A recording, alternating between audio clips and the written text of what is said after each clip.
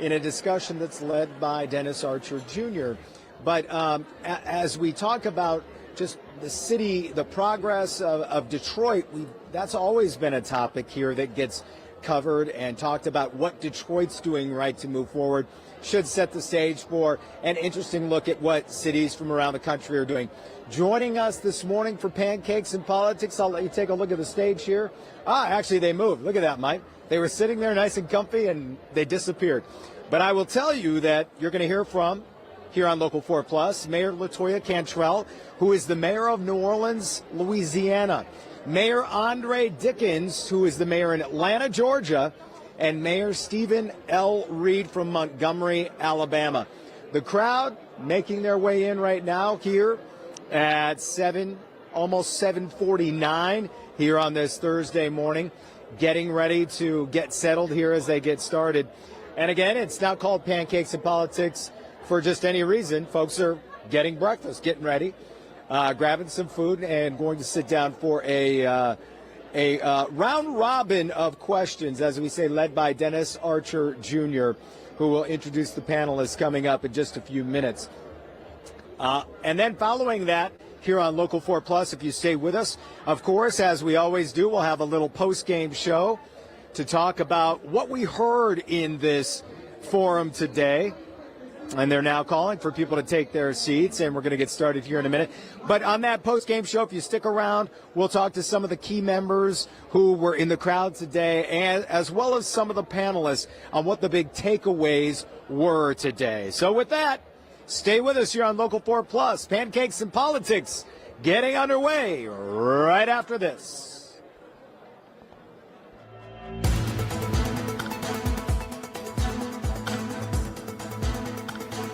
We're celebrating 20 years of the Michigan Chronicle's Pancakes and Politics. 2 decades of tackling critical issues in business, politics, and the community. Welcome to today's event, produced with our partner WDIV Local 4 and Local 4 Plus. Today's forum, Cities of Tomorrow, a Blueprint for Progress, features New Orleans Mayor LaToya Cantrell, Atlanta Mayor Andre Dickens, and Montgomery, Alabama Mayor Stephen L. Reed.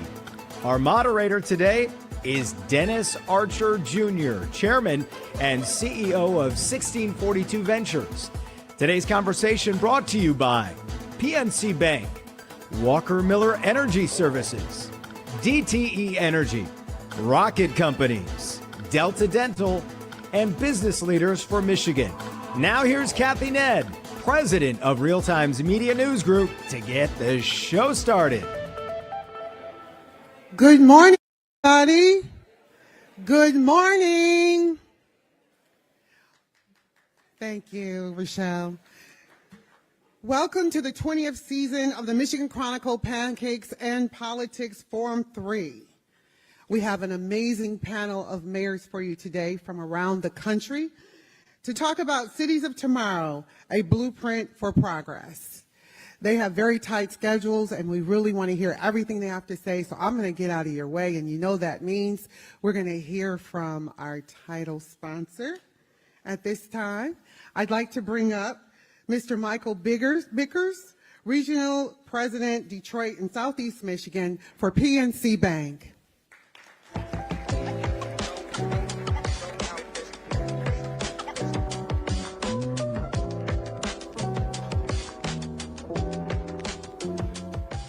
Good morning. So on PNC's continuing quest to make certain our region remains strong, today we get to feature another newer partner, I believe, of PNC in the nonprofit world. And their focus is on teaching women skills that will provide them with not only a sustainable career, but a growing career. Women Who Weld is a nonprofit organization that teaches women how to weld and find employment in the welding industry. Women Who Weld was established in Detroit in 2014 and offers intensive and introductory welding training programs designed to prepare women for full-time jobs, apprenticeships, or continuing education opportunities in the welding and manufacturing industries. Since inception, the organization has trained nearly, get this, 700 women.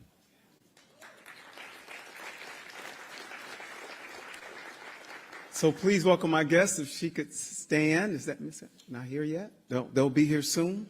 Okay. You're going to love them when they do get here.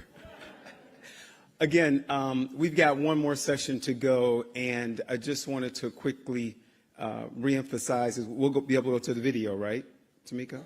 Okay. Just reemphasize our commitment at PNC to all good things, because it seems to me today in the world, if you're doing something good, it's bad. We got to stop that.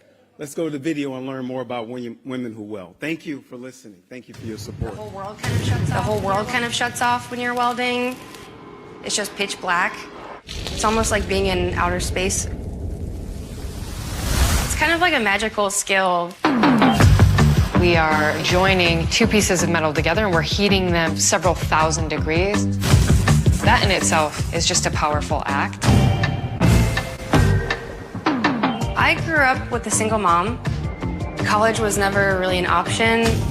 I naturally fell into labor trade work. I moved to Detroit in 2018, found out about the program, and the first day I started welding, I fell in love with it. Women Who Weld is a nonprofit organization. We teach women how to weld and help them find employment in the welding industry. After 2 years of working in the field, building my skills and knowledge and experience, Samantha reached out and said, hey, we're actually thinking about hiring you as an instructor. And I just was head over, I was like, no way. It's great to have Kate around to kind of speak to participants about what it's like as a welder. I love Samantha. She's the only person that has ever treated me like I'm worth something, and I'm really grateful to have met her. That's really sweet. And now you guys are gonna make me cry. When people ask me what I do for a living, I tell them that I'm a welder, and not only am I a welder, but I get to teach other people how to weld. And I've never felt so proud to tell somebody what I do.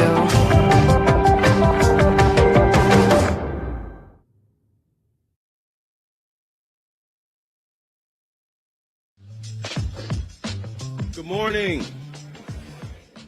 Everybody having a good time? Spring, feeling warm this morning? It's the coldest Memorial Day in 15 years coming up. We got 3 mayors from the South, and they're going to bring us this cold weather.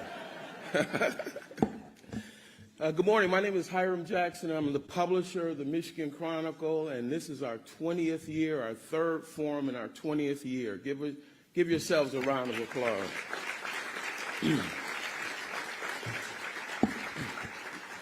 Those of you who've been around for a minute, you've heard me say this 100 times. We started Pancakes and Politics as a way to bring a diversity of voices to the table. We found that in Detroit and in southeastern Michigan, that different groups were planning different futures for the region. And we, as the leading African-American newspaper in the state, wanted to convene these voices, to convene our leaders, people of all faiths, all colors, Macomb County, Genesee County, Oakland County, and Wayne County. And so it's been pretty successful, I would say. It's packed. It's been sold out for 20 years. And because of you, because of our great, great sponsors.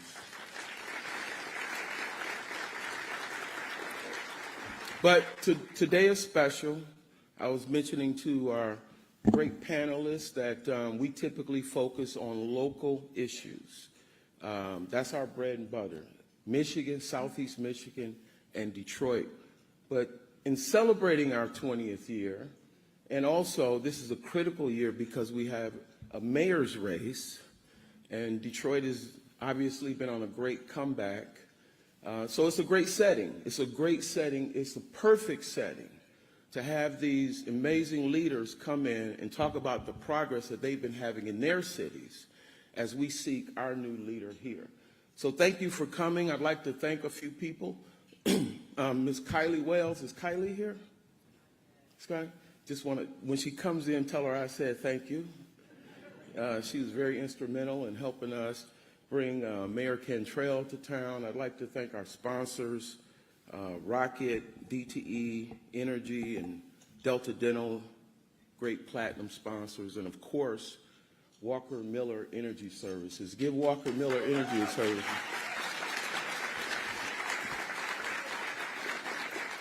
You know, Carla Walker Miller is, that's my sister. Where's Carla? Where are you? Oh, okay. All right. When Carla called me 20 years ago and at the time couldn't afford to be a sponsor, but she wanted to be a sponsor. And she called me and said, look, I want to be a sponsor. This is an amazing idea. And she said, I can't give you all the money right now, but you will get it. And today, she's a platinum sponsor, right? And so, thriving black business is the kind of thing that we love. So, thank you, Michael Bickers and PNC, for stepping up as our presenting sponsor. I think it's been 10 years now. We want to thank you, and thank all of our sponsors, and thank the panelists for coming to town. We're going to show you an amazing video from Walker Miller Energy Services, and then we're going to bring up my partner, chairman of 1642 Ventures. It's cold outside, but he still ain't got no socks on. All right. Thank you very much. Have a good day. Detroit is a city that puts the world on wheels. And we're standing here at Michigan Central, a hub of innovation, but one of many hubs in the city of Detroit. So we invite you to come at the Resilience and Equity in the Clean Energy Sector Summit here in Detroit. The clean energy industry benefits everyone. So if you're interested in helping to expedite the pace of change for the benefit of every single American, you should be a sponsor of Recess. We are inviting people to come in and explore real opportunities to become energy auditors, to become solar panel installers, to participate in learning about heat pumps and other technologies. And we are inviting everyone. This clean energy transition is a great opportunity to help families move from poverty to stability, to affluence, and even to generational wealth because of the abundance of opportunity. So please, consider sponsoring Recess.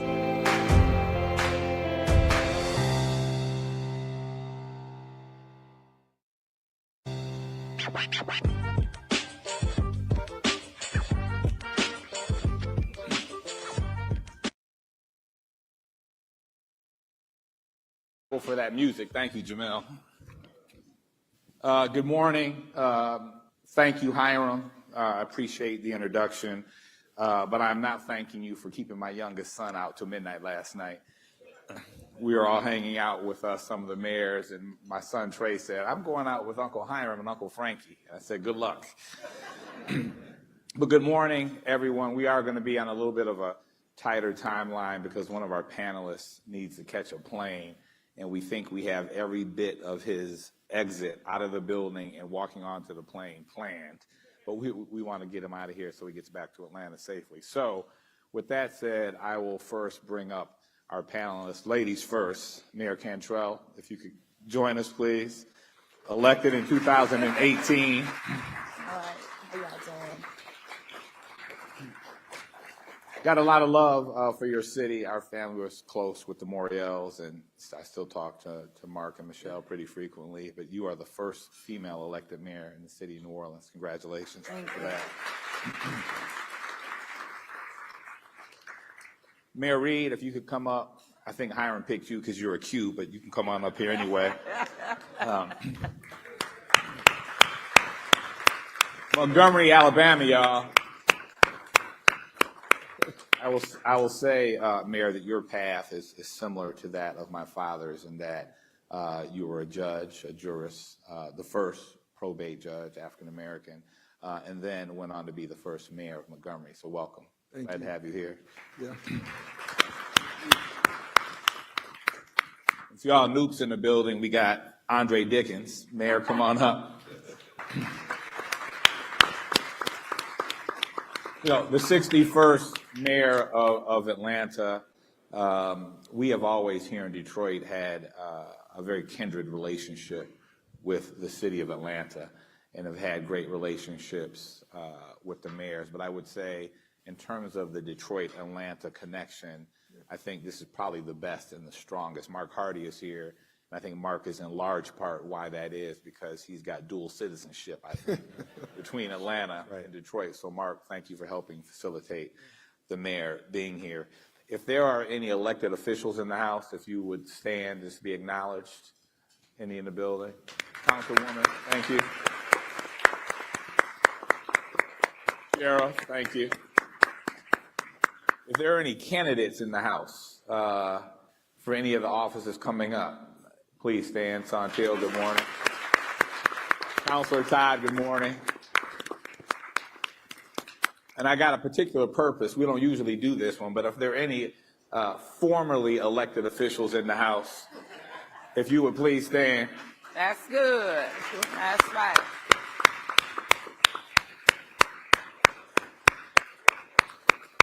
For y'all that don't get that, that included my mother and father over there. That's right. That's right.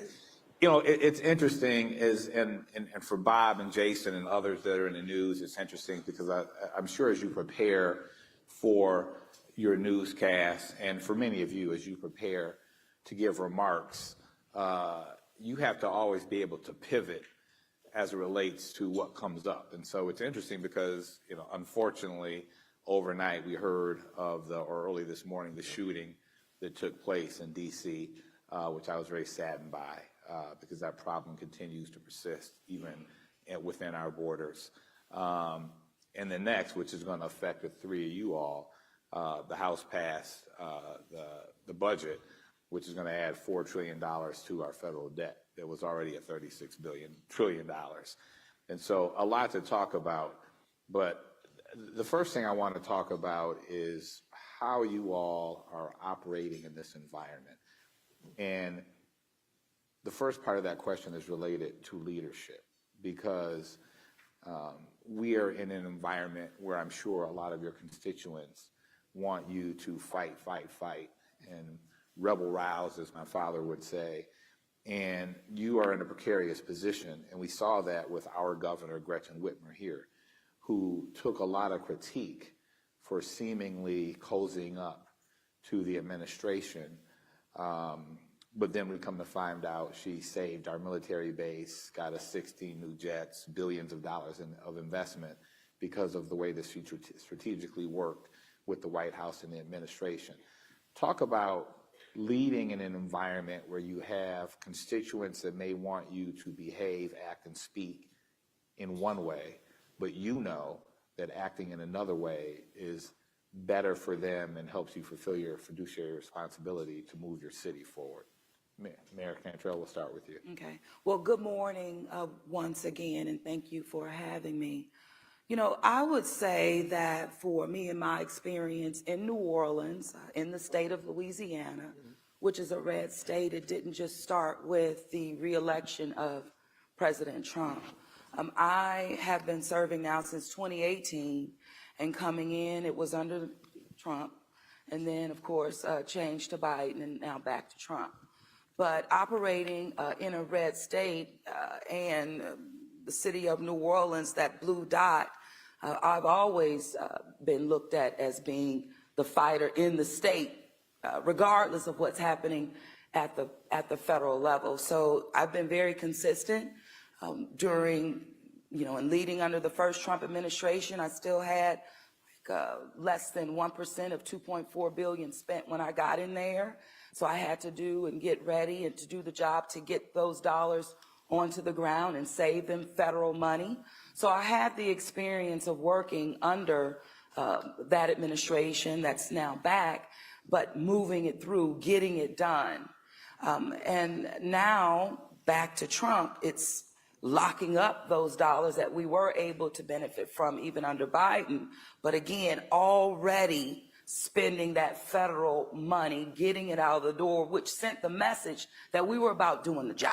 Mm-hmm. So a part of my work or my method has just been staying laser focused, making sure that my people see that, because I've been under fire since day one. You clapped about being the first woman mayor, and I'm a black woman too, so it's a celebration one day and it's crucifixion the next day. There you go. You know, and like proving why you're there in the first place. So from my perspective, that's what I've been doing, you know, from day one, regardless, and making progress in the midst of. But of course, you know, the tenor now and having to change, you know, how you word things, and the DEI under attack, but that's being lifted up at my state level right now, legislation that passed the House that's going to the Senate to double down on what's happening at the federal level. So my whole focus has just been staying focused. Do not be distracted, because that's been a part of the orchestration to distract and to make you believe that you're not getting anything done.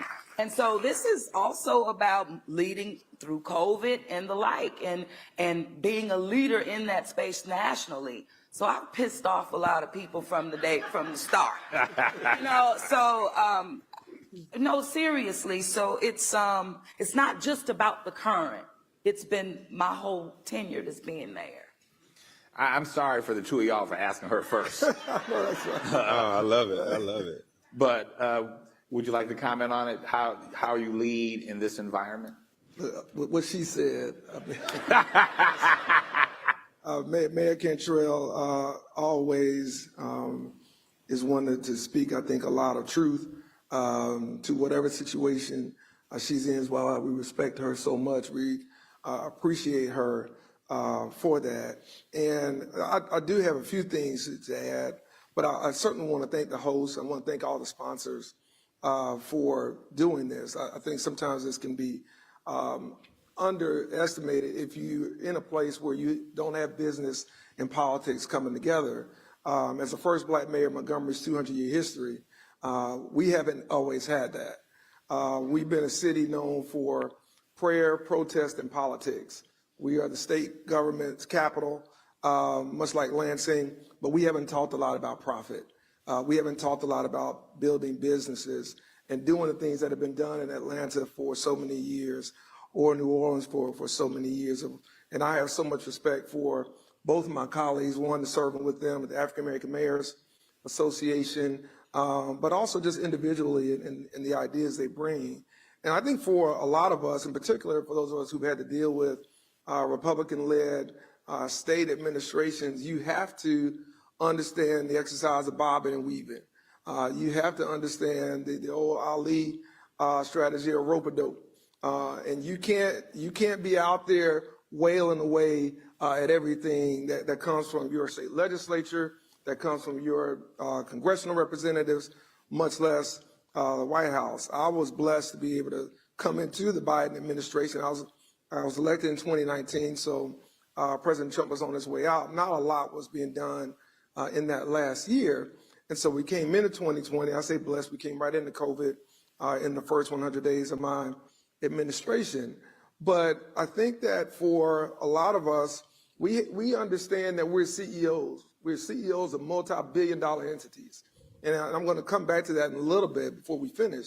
That's very, very important. And to have someone like Mayor Archer here, I think is a testament to what black leadership has done in this country and what the model CEO mayor looks like. For my father, we have a lot of family in Detroit, so this is not foreign to me at all. Our family reunion is here in July. And if somebody hadn't just told me that y'all crash family reunions, I'll tell you where and when. But I won't do that because I'm not paying anything more than what they asked for in the registration fee. But we've got a lot of family here, and that family reflects back to the years of Coleman Young.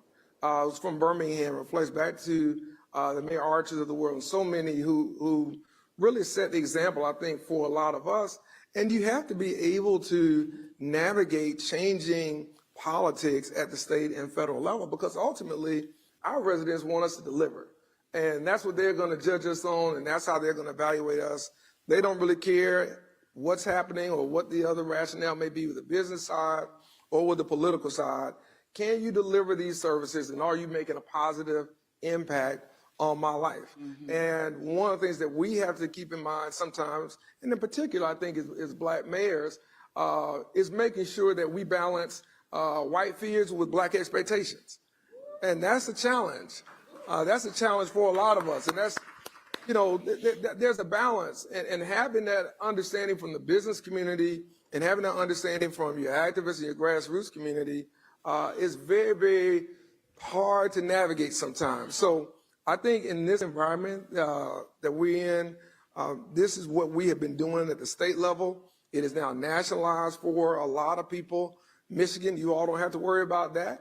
Your politics are a little bit different. But I think for a lot of us who've been dealing with conservative-led legislatures and governors, it's very similar. Maybe the theatrics are different. Maybe the performative politics is different, but the substance is still the same. And we still have to deliver for our residents. Absolutely. Mayor?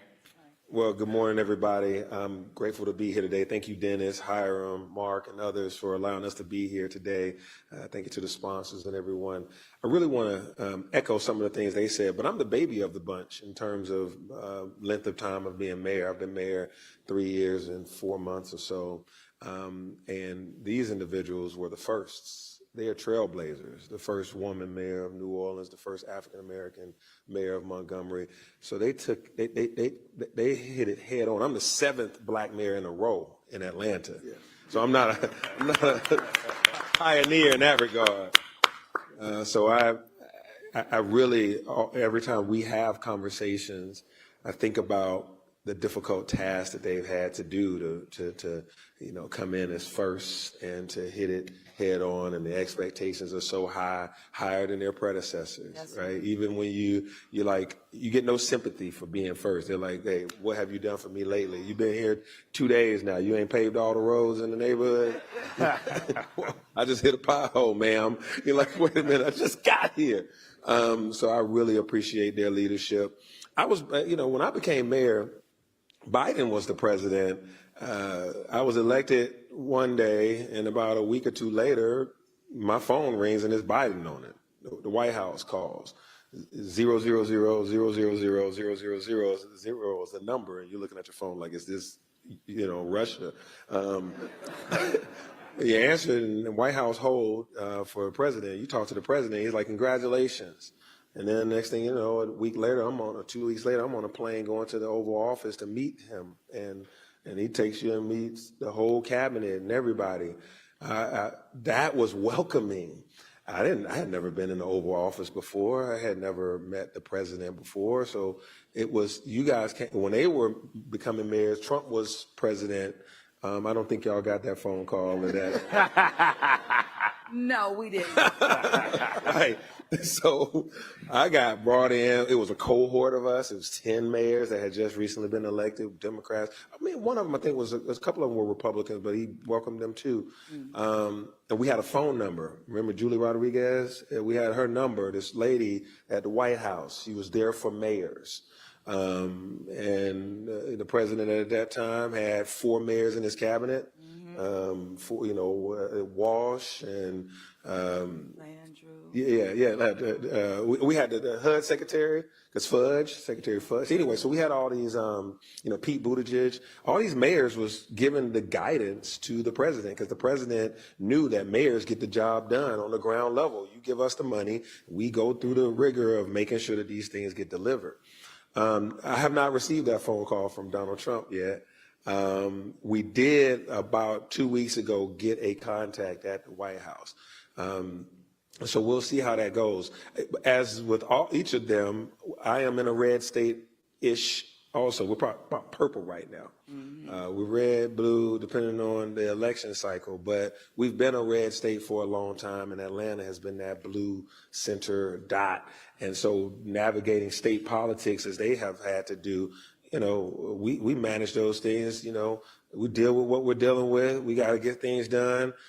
We fight when it's appropriate, and when if it's immoral or just, hellbound, we're gonna stand up and go crazy about it. But nicks and cuts we can't go out there. Every day somebody in our neighborhoods are saying, you need to tell the governor, you need to tell the president. I mean, I got to do a real job. I got a lot of stuff to do. I can't be on Twitter fussing about every little piece of inconvenience that occurs. We have to be strategic and formal about how we go about getting business done. Well, one of the things that's been really helpful, I would say, and I know Mayor Reed mentioned it through the African American Mayors Association, but also through the United States Conference of Mayors. And so we're stronger together. And when we were going through the phase of not having a direct allocation after COVID, doing all this work, and not having that direct allocation, the money is going to, first it was CARES Act, going to your state. And the city of New Orleans, we led in terms of recovery and making all those tough decisions, Lord have mercy. And doing so, and at the time it was, New Orleans is the reason why you all have COVID, because we were the hot spot really in the country. We had Mardi Gras and then right on into it. So we were one of the first to have to shut down. But so we were one of the first, but also doing that, we started seeing the numbers come down. But then we were blamed, okay, well, you don't need the money because the rest of the state is now dealing with COVID. So it was like, wow. So 70 million, we spent over 134, but 70 million we were not reimbursed by the state for those expenses that we incurred fighting COVID.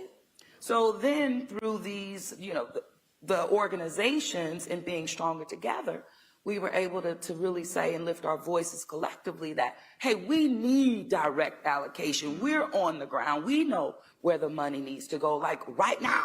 Right. And I would say, I don't believe if it wasn't for that type of coordination and collaboration that we would not have gotten that direct allocation. Yeah, I think it's important to work together, and you talk about, what you are touching upon is equity. And it's interesting, I've got to imagine challenging. I know I sit on some publicly traded boards and other boards where we're also dealing with it, but you look at the Duffy letter and the other regulations that are coming down that is making being and pursuing equity, being equitable, much more difficult. How are you guys, Andre, I'll start with you, because Atlanta is known around the country is always embracing Black business. You tout the number of Black businesses, the percentage of concessionaires and vendors and spend at your world-renowned airport. How do you pivot now in this environment to ensure you can stay on track? Yeah, so the Trump administration is totally different than a formula that we've seen play out in the past. So our goals don't change. Some of our strategies might. So the goals of making sure that economic inclusion occurs must stay the goal. We got to keep the main thing, which is the economics of the city that leads to the prosperity of the people and the safety of the people. That has to be paramount, no matter who's in the president's seat, no matter who's in the governor's seat. And so the city of Atlanta stands on the legacy of Maynard Jackson. Maynard Jackson was the first African-American mayor of a city in the Deep South. In 1974, he started his mayor leadership and literally walked out to the airport as it was under construction and said, stop, can't move another bulldozer, another nothing until 25% of these contracts go to African-Americans. This city, at that time he said African-Americans, but it becomes a minority and women program as it's designed. And he said this city is, 65, 70% African-American, and 1% of the contracts are going to these minority Black businesses. Something ain't right. If the city's building this airport, then the city needs to be in the opportunity zone of this airport, so to speak. And so he set out something that to this day, you can't be the mayor to not, follow Mayor Maynard Jackson's leadership. So we're at 37% right now for all of our contracting in the city.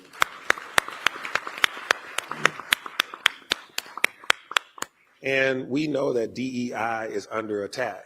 So just as we can sit in a room where everybody applauds that, and I can say it on social media every Friday and get a whole lot of likes, but all I do is make a target for myself, which is the FAA or somebody else that's guided by Trump will say, we don't like that. Mm-hmm. We want the other 63%. We want more than the 63% that we got. We want all the 100%, right? So that 37% must have been given to these Black and minority and women-owned businesses, because DEI obviously means that they aren't qualified.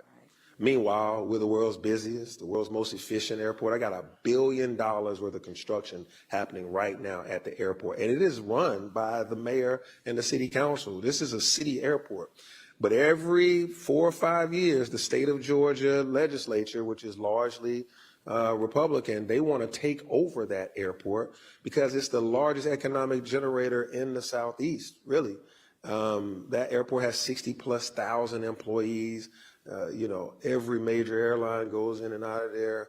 $1 billion, I mean, is always happening. And if you walk into, that airport has always got some construction. It might make you inconvenient for a little bit, but once that concourse is finished, it's beautiful. Once that inconvenience is over the way, it's beautiful. We do this stuff. We're building out a whole new concourse while the concourse still exists because we can't slow down the world's busiest airport. If we take 10 flights away, 10 gates away just to do this work, we mess up the air traffic for the whole nation. So we have to be innovative. And you think that because we got 37% minority participation that somehow these ain't qualified people? They're doing the hardest job ever, on time, on budget, and not affecting global, really national air travel. And we're doing it with ethically, et cetera. But it still doesn't sit well with some folks. So I have to navigate how we go about our business. We keep moving. Now somebody will say, go cuss out Trump or go do this or that. I'd much rather keep $1 billion moving. Right. You think about $1 billion. That means at a minimum, $370 million is flowing through minority businesses right now. I don't want to fight in a way that's going to slow that down. I mean, if I'm a fight, I'm gonna wait a little while and let somebody else win the election, and then I'll try to get to 40%. Because that was what I said when Biden was president. I said I want us to move up to 40%. We was moving in that direction. So now I kind of just said, well, we're gonna be happy with our little 37%. I played poker at least a few times. But the point still remains that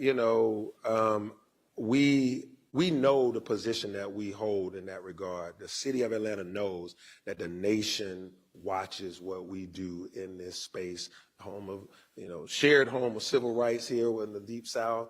We got a role to play, and we have to keep these things going. So I'll say it again, our goals don't change. Our strategies might, like how we move, when we say certain things, how we flow during, contract season, what we say about, this or that. We kind of moderate for a little while. Mayor Reed, I'm going to ask you to respond, but also for the audience, on the back of your ticket is a QR code, and you can snap the QR code and submit questions, just so you're aware. And we're going to move to audience questions in about 10 or 12 minutes. Mayor Reed? Look, I think that for a lot of us, certainly in mid-sized cities like Montgomery, Alabama, whether you're in the South, Midwest, West Coast, Northeast, we have a lot of the same challenges. And for us, it's more of picking and choosing your spots and understanding that you've got to play the long game. And I think sometimes in this day and age, we can kind of get caught up in the moment. We can kind of get caught up in our emotions and want to express that.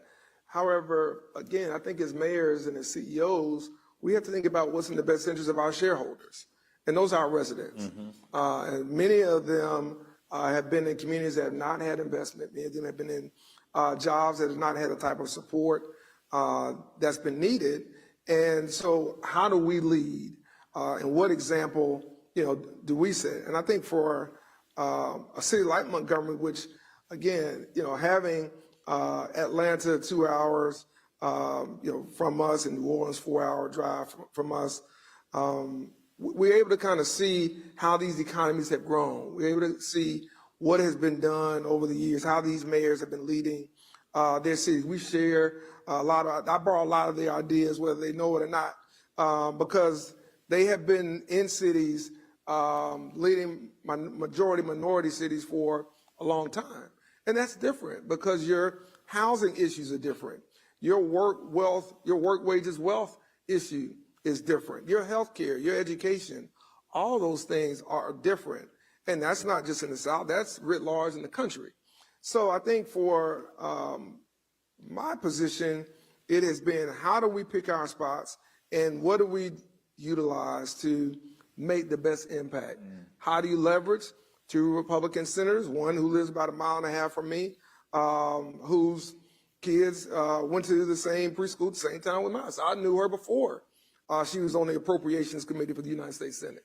But she's on the U.S. Senate Appropriations Committee. That is federal dollars coming to our state. So there are going to be some things that I might ask Senator Britt. I might say, can I talk to Katie for a little bit?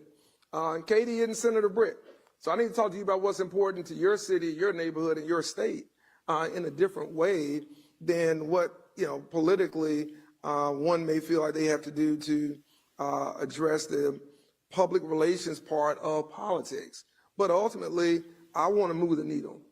And ultimately, we want to be a city like in Atlanta, like a Detroit, that's created so many black millionaires through their industry, that's grown the economies over so many years. That really is a draw. And as we see more people now moving back to the South, one of the calling cards that I see is so many people move to these great cities represented by our mayors here, is that as a city that's built on the history, we have to talk about the future. And we are a city that is known because of Mrs. Rosa Parks' courageous stand.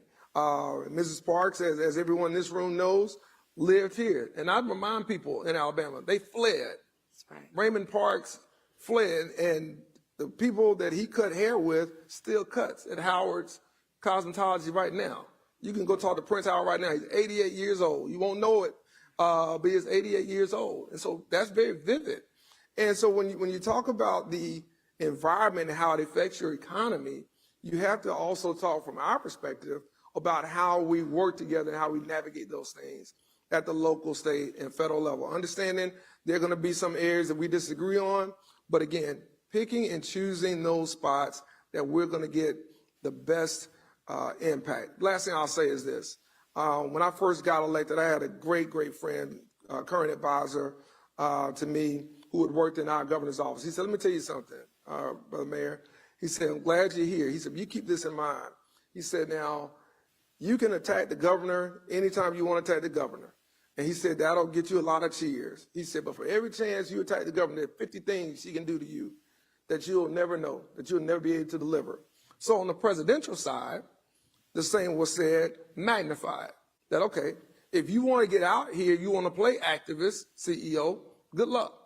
But just understand how this game works. And the game is really about your ability to deliver for your residents. And I think at the end of the day, for us, we vent, we're in chat groups, we share some things that I won't talk about, so we can vent to one another, and you can do that, and then you pick and choose your spots for your city and your residents that really make an impact where you need to make a stand.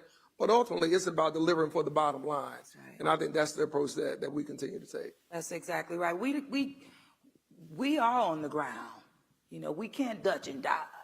Yeah. So we have to deliver. And in New Orleans, coming in, my priority was absolutely economic mobility for the residents of the city. And I talked briefly about, $2.4 billion that we were allocated coming out of Katrina in 2016. It was allocated, but less than 1% of that money was spent when I got in there. And of course, these things are on deadline. So we didn't have time. And approaching it in a way that we debundled, those contracts to give our folks a fair opportunity to bid, and creating industry days, if you will, the kind of matchmaking to create those synergies. And that's really worked. So demonstrating that you're really about it. And then, I had to New Orleans. So New Orleans is the economic driver for the state of Louisiana. Three of the main revenue drivers in our city, they're not owned by the city, they're owned by the state. But the tax dollars that we do generate, hospitality has been that main driver. Well, over 70% of those dollars go to the state of Louisiana and stay. Okay, so coming in, trying to figure out ways to really have the people get its fair share, from being the backbone of the industry that drives the state of Louisiana. So I said, well, listen, we have to change the formula in terms of our tax spend, our tax dollar, what comes back. We just we need more, but even a little bit more will go a long way. And this was at really the height of infrastructure needs. Of course, need to put that money on the ground. We're on the front lines of climate change, which has already changed. We're navigating crises after crises and the like. I came in being picked up by a high water vehicle, largest storm water since 1896. But at any rate, taking on the state, saying, listen, if toilets don't flush in New Orleans, cash registers can't ring in Baton Rouge. You do the math. We have 18 million people coming to this city every year, using our, flushing, using our infrastructure. I say, you do the math again. You think about the 340,000 people. So households, it's additional 40 people in your household, flushing your toilet, taking your, baths, driving down your block. Hey, we need our fair share. So timing is everything. We were able to get that done. They were told, no way you'll get it. We did, because I don't come from behind. I come straight, and maybe that's a bad thing. You kind of tell them what you want to do, and they say, well, you shouldn't tell everything. I maybe talk too much, but you just try to be honest. And when you're honest, they think, oh, you're lying or you're not going to be able to do it. But that produced over $500 million for infrastructure for the city of New Orleans that we could immediately leverage to do the job. So that pissed people off too. And then you're going right on in, you're diversifying your economy, you're not dumbing down hospitality, you need it, but you have to grow. So, energy, and Carla talked about energy, big clean energy, jobs of the future, which are right now, they're real jobs. Bioinnovation, advanced manufacturing. We used to be the gas station for America, Louisiana. Now we really are. It comes through in terms of clean energy. We're leading in those spaces. So the biggest is getting our people, my folks in my city, to understand that these industries are real. These jobs are for you. They don't require a college degree. You can get trained up and upskilled. And guess what? When you do, you will get a real job, a profession, a career. So we've been able to demonstrate that it's a real thing. And coming out of COVID, for example, hospitality city shut down, having to bounce back. We had a 5-year plan. This is the 5th year in that. But we were teaching our folks, listen, as you would pitch that dessert or that special cocktail, in the industry, you can do tech sales. So training up people doing tech sales, they didn't think it was real. Now they're making over $100,000, $150,000 a year. They're not going back to hospitality. It's not that they don't want to work. They just got upskilled, trained for a better opportunity. So. Thank you. We're going to go, Jeremy or Jason are in here, and we're going to go to audience questions. But while we still have Andre here, I want to ask the three of you the same question, maybe just take a minute or two to answer each. But we have, for the first time, electing a new mayor here in the city of Detroit, with a primary in August and a general in November. I think everyone would agree that Mayor Duggan, who's our present mayor, has done an outstanding job in his tenure. And so we're looking forward to new, fresh leadership and what they bring. But if you each had to give a couple words of wisdom to these candidates, if they were to be selected as mayor, coming into office, going through a transition period, being inaugurated in January, what nuggets would you give them? Well, I would say I will, one, I applaud the leadership of Mayor Duggan, and I'm anxious to see what comes next in the newest election in November. And we will welcome them into our group, if you will, of mayors. That's what helped me. As soon as I got in, these guys were very open, welcomed me with open arms, and, taught me a lot about how to do this job. I'll say this, like, when I think about all of our cities, I'm a Democrat that believes in public safety. And I think that, you hear Republicans talk about safety and security and those things. Democrats should never yield the floor on public safety, because we always have a balanced approach to safety and justice. And we use policing and non-policing activities to reduce crime. And so whoever you get, make sure that they have a idea how to keep crime low, how to provide for the safety of the public, because no business wants to come into a place that's crime-ridden. No family wants to move into a city that's crime-ridden, or the perception of crime. So the other thing, I'm so thankful. I've looked at all of our crime stats, including Detroit. Everything is in the right direction. We talk about this as the African American Mayors Association. We look at the top cities that have reduced crime, them cities that's led by black mayors. That's it. Just to be honest about it. That's it. That's it. You know, and you will let somebody else just say these are, you know, Trump called my city a shithole city. You know, that's what he said when he was running. He came into Atlanta, he was mad that people booed him or something like that, and he said crime, this or that. And where crime is down, you know, we had a 50% reduction in homicides over the past 3 years. And so when we look at that kind of stuff, whoever you get, they need to be business-minded. They got to be a CEO.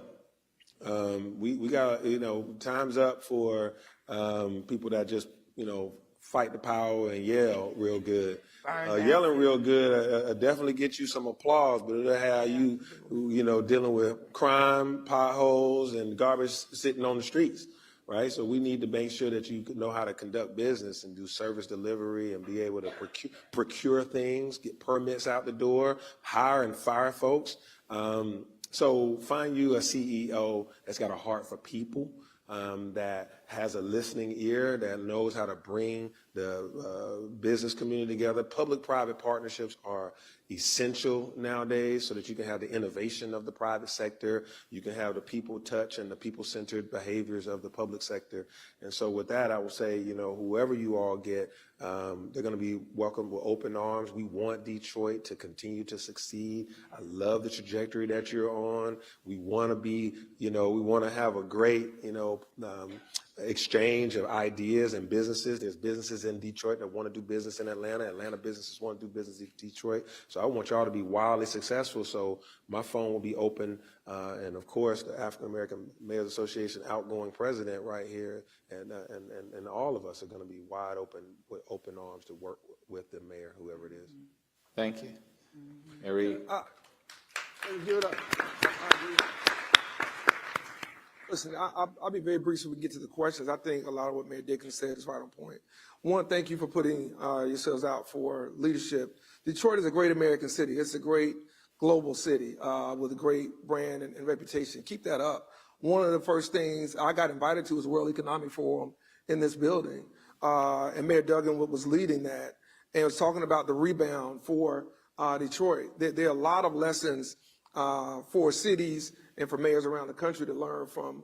Many of you who've been a part of that, many of you serve on civic boards, civic organization boards, many of you are entrepreneurs, you're corporate leaders. That's significant. That's something really to walk tall about and poke your chest out. And so what I'll say to those new mayors, not everything coming in has to be changed. That's right. All right?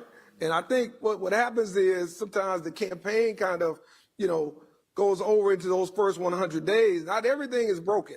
So, you know, if it's not, hey, just ride the wave. That credit will eventually come to you, and you don't have to, you know, denigrate what wasn't right or what was all yours. And I think sometimes the campaign energy kind of spills over, but you have to govern. And you have to govern for everyone, whether they voted for you, voted for your opponent, or told you they voted and didn't vote at all. I know in my world, in Montgomery, Alabama, the home of the civil rights movement, all this stuff, 100% of the people voted for me. They forget I was a former chief election official. I know that not 100% of people voted, period. But not everything is broken, in particular, a lot of the things that Mayor Duggan has done, and city council and your state leaders. So build on that and then integrate some of your ideas and some of the things that maybe quite didn't have the priority. Maybe they were number 5 and you think they ought to be number 2. Maybe they weren't on the list and they ought to be number 10, whatever that is. But I think also keeping together the cohort of people as advisors and as sounding boards, in particular those first 100 days, as Mayor Dixon was saying, because Mayor, day 2, somebody's saying, Mayor, you know, we need this part changed and we need, you know, X, Y, and Z done over here. And that's challenging, or we need this economic development, you know, agreement change. So I think having an advisory committee of corporate, faith, grassroots leaders, you got great electeds here, very good to bounce some of those things off of. But just understand that you all have been doing some very, very good work. And if we as mayors know that we don't do all the work by ourselves, and it's going to take this room and many others to help whoever that next mayor to be successful and to keep the momentum going and to build on that. Mayor Cantrell, as you answer, I would just, so all of the candidates are black and 2 are black women. So maybe through that lens, if you could also address that. Oh, you know, that's what I was going to hit on. Well, come bring it. Because I agree with what my brother mayors have said. Absolutely, everything that they've said. But it does appear that the future is going to be female, you know, in Detroit, which is a great thing. And not the first, well, the first woman, but not the first black mayor. All that's good. But what I will say from my perspective is, it's not so much to the mayor or the mayor-elect. It's to the community. Support her. You know, have her back. It's important. The presence of a black man is important too when you're in these roles. And when you don't have that, really, the advocacy, it's like you're giving permission for everybody to come and slap her and disrespect her. And so when I said you go from celebration on the one day and literally crucifixion, that was my experience. And not having that presence, like strong, you know, in the community and the like. It's not that I didn't have any support, but it shows up a little bit differently in these seats, in these roles, and especially being the first and a black woman. Oftentimes, you know, I'm aggressive. Oh, come on, I'm passionate. You know? Hey, I've been leading in the community. You know, I'm from grassroots. I mean, that's my path, being the president of my neighborhood association, leading through Broadmoor. Leading through Katrina, you know, getting on the council, being elected mayor, not from New Orleans, born and raised in LA, but I've been living in New Orleans for 35 years. So I wasn't even supposed to be there or be in this role, but I am, and one mayor at a time. So I would say support her, support your leader, because it's so vitally important. But also, I do have to echo, listen, build on the ecosystem that's already here. One of the things that I know I tried to do coming in as mayor of New Orleans and the 5th black mayor, I didn't want to dumb down black leaders or businesses that may have been a part of the previous administration, or the history was, oh, I'm the 5th, the first one, oh, the business leaders, I'm bringing my own.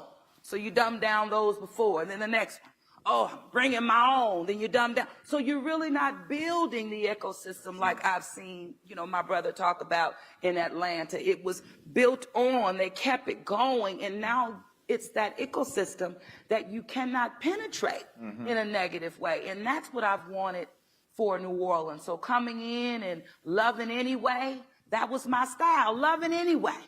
Now some, okay, I'm like, well, maybe, you know, what's love got to do with it? Now I learned that, right? But on the front end of it, it was really not throwing out the business that worked with the previous, you know, mayors. It's trying to uplift those businesses and keep them steady.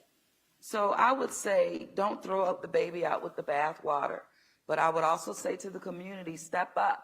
And don't think as soon as you get this black woman that she's going to come in here, as black women always do, hold down the community, hold down, you know, the family. When the black woman leaves, she brings everybody right along with her, no matter your race. But like, hey, we're not a superpower. We are a human being, and we matter, and we have a life and feelings too, you know. Well said. Thank you. Yeah. Woo! Jason, Jeremy, do we have Jason? Jason from Channel 4. Check over here on your right. You're right, Mayor. What's love but a second-hand emotion, am I right? Mike's got a question here for you. First of all, kudos to the 3 of you and anyone who serves in public office, but especially mayors, because you are on the front lines and you just got to get stuff done. So I really appreciate what you do, and I know it's one of the hardest jobs in public office. But my question is around a lot of communities are struggling with population growth or workforce that actually fits the needs of their local employers. What strategies are you guys using or deploying to address those needs and those issues? Dennis, you mind if I answer that first? Yeah, because you got to get out of here. I got to get out of here. Right. So thank you for that question. Atlanta is right now experiencing tremendous growth. This is not necessarily my citywide challenge, but it is my southern side of my city challenge, and I'll explain. So when I was running for mayor, Atlanta was the 8th largest metropolitan city in America.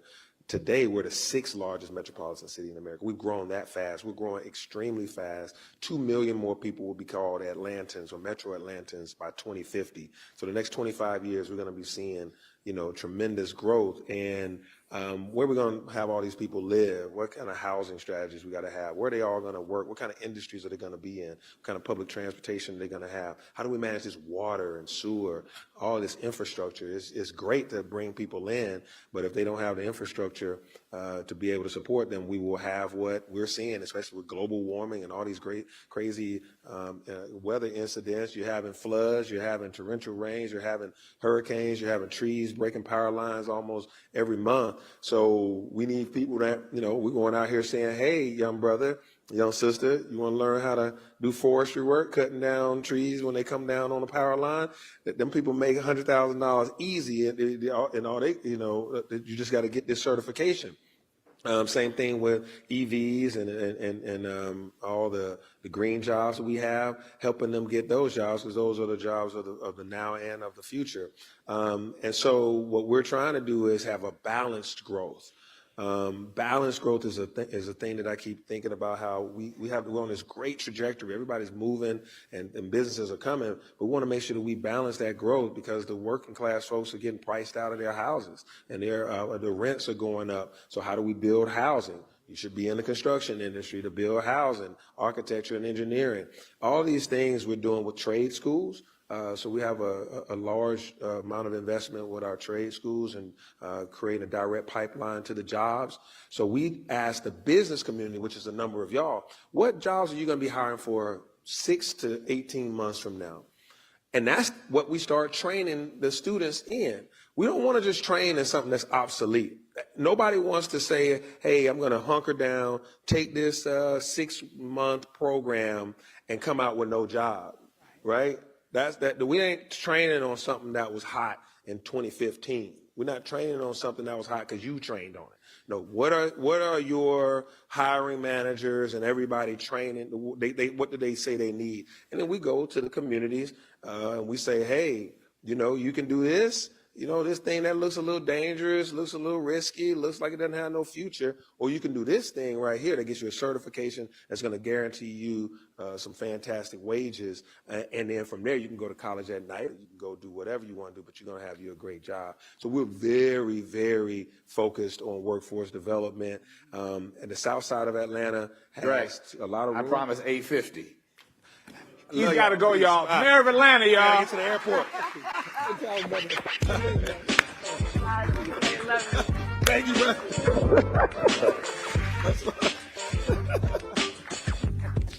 Sheriff Washington, thank you for providing a motorcade to make sure he gets there. But coming back to the two of you, the question was in regards to building workforce, making sure you have population growth in your communities, et cetera. Go ahead, Mayor. No, go ahead. No, ladies first. Yeah, right. He's from the South. Yeah, right. Anyway, all good. Getting back to the workforce piece is really how we're going to grow our population. Being clean energy literally is a pathway. And the sectors are in New Orleans, and they're in our backyard. So getting our people to understand that these jobs are real, but providing them with the opportunity to be upskilled and trained and paying them for training. Also the youth, being very intentional about training the youth for these jobs as well, because they're like right now. And I would say in addition to that, with New Orleans, our cultural community is large too. So when I talked about restructuring that tax, a portion of that went to our cultural community. That money used to go to market, the musicians, if you will, so that people can come visit New Orleans. Mm-hmm. But we weren't investing in the people that we market. So it's like turning that around. And so it has really, now my people really understand that it's a real thing. It is for them. At first it was like, yeah, right, you know, we're not gonna see that money. Well, in like a 3-year span, we've invested over $16 million directly into the culture, not, you know, having to go through somebody, but directly into masking Indians, you know, directly into our musicians, directly into our visual artists. And that's New Orleans. So we have to preserve what makes her so special. And you also have to grow, right? And growing in these industry sectors. So being, again, intentional, working with the business community, you can't do it without them, and starting early with our young people. I also put forth a guaranteed income program for youth, 16 to 24, being intentional there, $350 a month for 12 months. Again, that hand up, but that's while they're getting trained. And so you're meeting them literally where they are, but you're holding their hand throughout. So it's not a one and done. And I think that signifies that they matter. Right. And that just helps people understand that it is for them. Thank you. Mary? Yeah, I want to share, you know, for me, a lot of this comes back to advice I've been given by, you know, what I consider to be legendary mayors, like Andrew Young, who's the second black mayor of Atlanta, and again, from New Orleans originally. And one of the things that he said in a 30-minute conversation that was about 2.5 hours long was, you can't build your city from your city. And he said, so you have to leave and tell people who you are and who you want to be. If they're just focused on what Alabama was and what Montgomery was in those days when your uncles and aunts left Alabama to move to Detroit and to move to Cleveland and to move to Chicago, then you're never going to be able to build your city. So you have to get out there and rebrand your city. And he said, if your staff can't run your city while you're gone, then you need a new staff. And I remind my staff of that at least monthly in my business community, of that when they ask me why I'm not there to throw out the pitch for the Little League game. I said, y'all still playing small ball. Well, we can't do that in the South anymore. We're seeing more and more population growth in southern cities like New Orleans and Atlanta and Charlotte. And Alabama is getting a lot of that migration as well.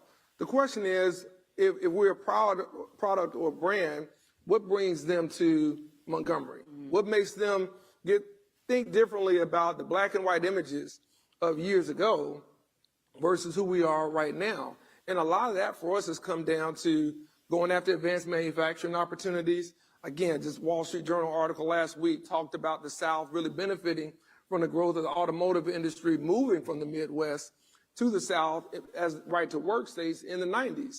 So for us, while that's been a great platform for the last 30 years, we now have to get into more clean energy. As Mayor Cantrell was saying, we have to be more in the tech space and knowledge-based economy, using our HBCUs like Alabama State University, Tuskegee, partnering with our Tier 1 research universities like Auburn, all within 40 miles of each other, to leverage that in a way that builds the capacity of the scholars that we have there, of the faculty, and the research dollars. Well, you used to be able to get research dollars in the universities. We'll see where that goes. But the research dollars that were flowing into those universities.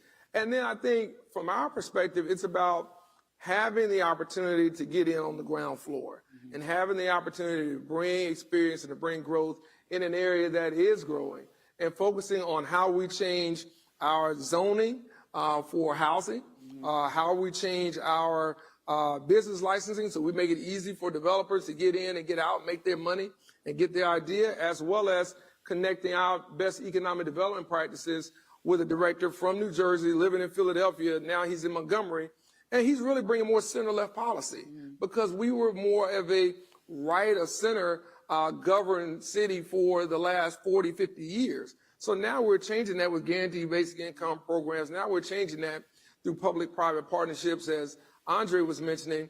And those are best practices that we're able to enjoy. And quite honestly, the proof for me is in the pudding, because we've had the most successful economic development years in the city's history under my leadership, attracting almost $5 billion of investment in less than 5 years. So whether that's Meta, thank you. Whether that's Meta, whether that's Amazon, Manna Beverages, we've been attracting jobs, and we're talking about the Montgomery of tomorrow, not the Montgomery of yesterday. It's fantastic. Jason, we have another question? Yes, we do. How about a question from a fellow mayor, Lathrop Village Mayor Kelly Garrett? Thank you. Thank you. Facing both the responsibility of office and public scrutiny, how do you maintain resilience, and what lessons have you learned that could benefit others in leadership positions? Pray. You got to stay prayed up. Now, if you don't believe in whatever your religion is, you don't believe in being a higher calling, I ain't got nothing for you. But you have to be grounded spiritually. I think in this work, I think you have to surround yourself with family and friends who want to see the best for you and the best outcomes for you and not just them. I'm going to say that again. I think you have to make sure you surround yourself with family and friends that want to see the best outcomes for you and not just for themselves. Doesn't mean they have to be mutually exclusive, but it just can't be what's in it for me. And then I think 3, you have to keep your eye on the goal and why you're there. It has to be for public service. If you're there for self-service, then get out back in the business community. Get in the private sector if that's what it's about. But if it's not about public service, in my opinion, you shouldn't be in the role. And we have to call that out when that comes out in somebody. I'll give you 1, maybe 2 chances. I ain't giving you 3. All right? So I don't believe in the 3 strikes you're out, 2 when you're done with me. So, I think we have to keep those things in our center of focus as leaders. And really, that doesn't matter whether you're in the public sector. Not just you're probably more visible and more seen, but you represent something greater than yourself. And I think once or if you lose that, then you lose your ability to really lead effectively. That's my thought. I think the people will let you know for sure. I mean, I was elected the first with 61% of the vote, reelected with 65% of the vote, and 3 months later, I was in a recall. Okay? And so thank God they couldn't. That's because you're passionate. Well, hey, yeah. But the people were with me and I defeated a recall, but that orchestration is a real orchestration. And you've seen it, take place and take some of our leaders out and Black women. But what I will say, absolutely pray, but stay focused. Don't be distracted because all of that is really a distraction. And so my strategy was really going to my various departments. I picked several a week because my people need to see me. They need to see that I'm not distracted by all this foolishness, all these targeted and orchestration. And when they see me still eye on the ball, they stay eye on the ball. And then time goes on and say, thank God we didn't get distracted because we wouldn't see this progress today had we 3 months ago bought into the recall. So it's just staying focused, know why you're there. Mean what you say, do what you say, be that example of that, be authentic, don't let yourself be in a box. In New Orleans, I can't dance, I can't sing. I'm the first person who's traveled. I can't go and look at best practices elsewhere. Of course, I do all those things because it's necessary that I do because I have a city to serve. Right. So, hey, people see that. Yeah. Thank you. Jason, I think we have one more question. All right, this person's not ready for it, so we'll go for broke. Pardon me, ma'am, do you have a question? Don't run. Dorian Lofton at this table. Oh, right here. Here we go. Stand up for me, please. Thank you, sir. Thank you. So my question is, how do you promote development while also combating Black displacement? Good question. That's a good. I think you can do both, and I want to say this because again I know this has been a topic here in Detroit, but it's not just in Detroit. It's a topic that we talk about at the United States Conference of Mayors with both members of our board of directors. So we hear from California to New Jersey. We hear literally from coast to coast and in the heartland, north, south, all above. I think a lot of that comes back to your your practices that you have. And the type of government that you're running. What do you set out for your housing? What do you set out for your development? Are you creating a development structure that allows for affordable housing? And then how hard do you stick to that? So as your city grows, what's the market rate housing? What's the affordable housing ratio versus, what you're trying to build and grow to? And I think the other part of that we often forget, in my opinion, is it comes back to the jobs we were just talking about. What type of jobs, and challenging the business leaders to make sure they're doing things to get out in the community and to attract that diverse talent that has been underrepresented in their respective communities. I know for us, there's a tremendous, work wage gap. And when you look at most black counties, only 0.1% live in a racially, economically parity county. And so most of us do not live in a neighborhood or a city like that across the country. And I think a lot of that comes back to the policy that you have for your economic development, for your housing development, but also where private business can work with government to make sure if you're coming into this neighborhood or if you're investing in this side of town, what intentional and deliberate strategies do you have to make sure those folks can get the skills, can get the training and the certifications to enjoy those high-paying jobs, but also to afford to still stay in that neighborhood where maybe Nana never left and left them that home, and they want to stay in that home, and they should have that opportunity. And I think that's sometimes, if I can say this, where the tension comes in between, those of us as mayors, whether mid-sized or large cities, and dealing with development, is developers are looking at the bottom line. Understand, I'm a capitalist. I get all that. But there's something called a responsible capitalist. There's something called social responsibility that we have to keep in mind. And that's really when it comes to incentives. If you want the incentives of the city, right, and most developers do, most entities do, most industry leaders do. If you want the development of if you want the incentives from the city, then tell me what's in it for my residents, not for me. Tell me what's in it for my residents. And then I think by holding strong and firm, you can bring that development without displacement. But let me say this, it does not come without friction, whether it's Montgomery or whether it's Detroit. I don't care how big your city is, developers are the same. They want to make money. And that's fine. We want them to make money. We all like new stuff. I like new stuff too. However, the fact is it cannot be new at the expense of the old. And I think that's really how we have to leverage that leadership. Yeah. I agree absolutely with everything my brother Mayor has said, no doubt about it. It is incentivizing development. It is making sure that they are intentional and you're intentional in your actions about creating that balance and creating that win-win. One project that we have coming in New Orleans that's here, New Lab is here. Yeah. They are coming to a former naval station in New Orleans in the Bywater community, where that's going to be mixed use. So we have about 280 units in terms of housing, and then of course with the New Lab, 30,000 square foot, being intentional about the clean energy and storage, hydrogen and the like, making the training and startup opportunities available for residents of the city. So demonstrating that, like making it real, not just talk, but real action. And I think through that, you bring people along, you bring those developers along, they understand, hey, we got to give a little bit more, because absolutely it's that balance.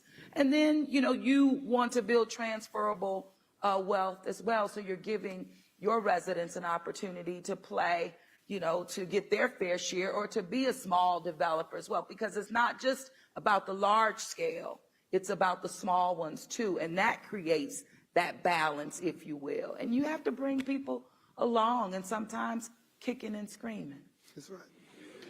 Let me say that it's 9:04, and so we are unfortunately coming to end of another session, but a couple of things resonated with me from each of you.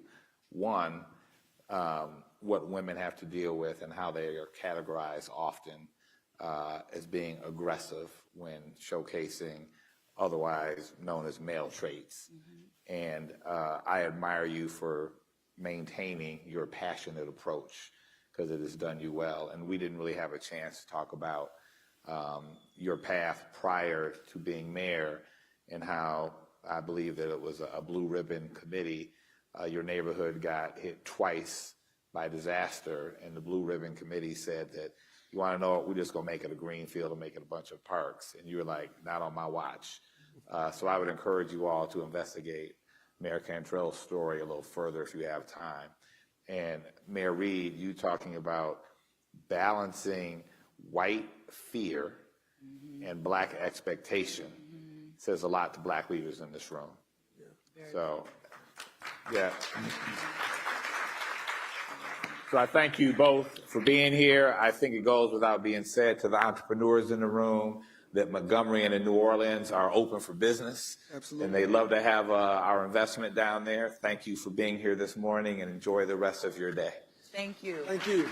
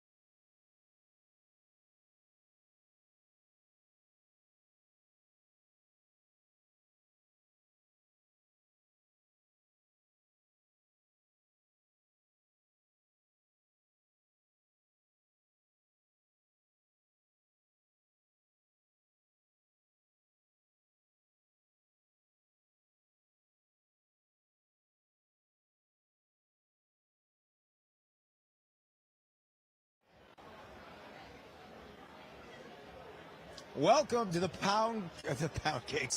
Pancakes and Politics Postgame show. It's a lot of alliteration that can trip up all of us. But we have a very special guest to lead us off here this morning, I should say. Former Detroit Mayor Dennis Archer. Great to see you, number one. Thank you. Number two, what did you think of the moderator this morning? Moderator was outstanding. I follow him a lot. Well, you did make and I know it's your son, obviously, but he does a great job kind of weaving in a lot of these conversations to bring it back to Detroit and the current issues here, and to bring in mayors from around the country. I thought that was interesting. What stood out to you? I thought all three were outstanding, and they provided great guidance. And it's one in which you need to work with whoever is in office. You can't just walk away from that. And you've got to be able to make sure that you have an appreciation for the people that you want to serve. And what I was impressed with was all three mayors seem to be more concerned about not themselves, but for the people that they serve, and they try to bring around them people that they can appoint or people that they want to work with for the common good of the entire city in which they serve. And he asked an interesting question of them. What would your advice be to the next Detroit mayor? Because obviously we're going to have a new mayor. And it did make me think, knowing that you were here, what your advice might be to that next mayor, whoever it is. Well, I think you have to be well-read. You have to understand the community. And you have to, I think, be a mayor for the people, where you are talking about the individual things that are happening in your city, chaired by or run by others, and give them the opportunity to shine and not be I, me. And what I always tried to do as mayor was, what can I do to better help serve? If you track my track record, I was never one to talk about I, me. It was we, our city, and I believe it was so important to work with the business community, to work with the neighborhood and community organizations, and to work with business. It is absolutely imperative that all three work together for the common good for the city. If you do that, we win. Take a look at where we are today. Right, and I want to ask you about that. But first, while we're talking about mayoral candidates, and obviously I'm not looking for an endorsement or anything, but what do you think of the field of candidates that are now running to be the next mayor? I think the city has a great opportunity to take a look at everybody who is offering themselves as their next mayor, and to see what they believe as the voter is in the best interest of the city of Detroit. I do think it is wise that was pointed out by all three mayors, and that is you have to work with everybody. And you can't go out and pick a fight and assume that you're going to turn around and get somebody to work with. Yeah. Work with the people, listen to what it is that they want, and give them your best. Yeah. Always. Something we've seen over the last decade or so with Mike Duggan, it seems like, working with as many. Speaking of that, when coming out of bankruptcy, were you surprised to see how quick Detroit was able to rebound, and how do you think that rebound is going? The rebound has been outstanding. If you take a look at the bankruptcy that occurred, and then take a look at how the community came together, community, business, everyone, in terms of what's in the best interest. And there was a lot of sacrifices made by our employees, our city employees. And it has turned around, and it is getting better. And the focus is, how can we make the city of Detroit even better so we can attract more people in business and others to come in? And how can we improve the quality of life? I was happy to see where the Census Department confirmed that the city of Detroit did grow. I mean, it takes a lot of energy to make that happen.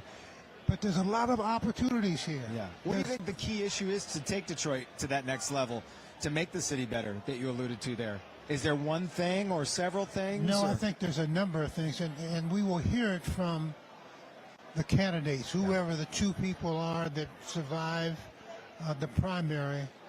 What is it that they believe is in the best interest of all of the city? Whether you happen to work for the city, whether you happen to own a business, or you want to improve, or you want to grow a business.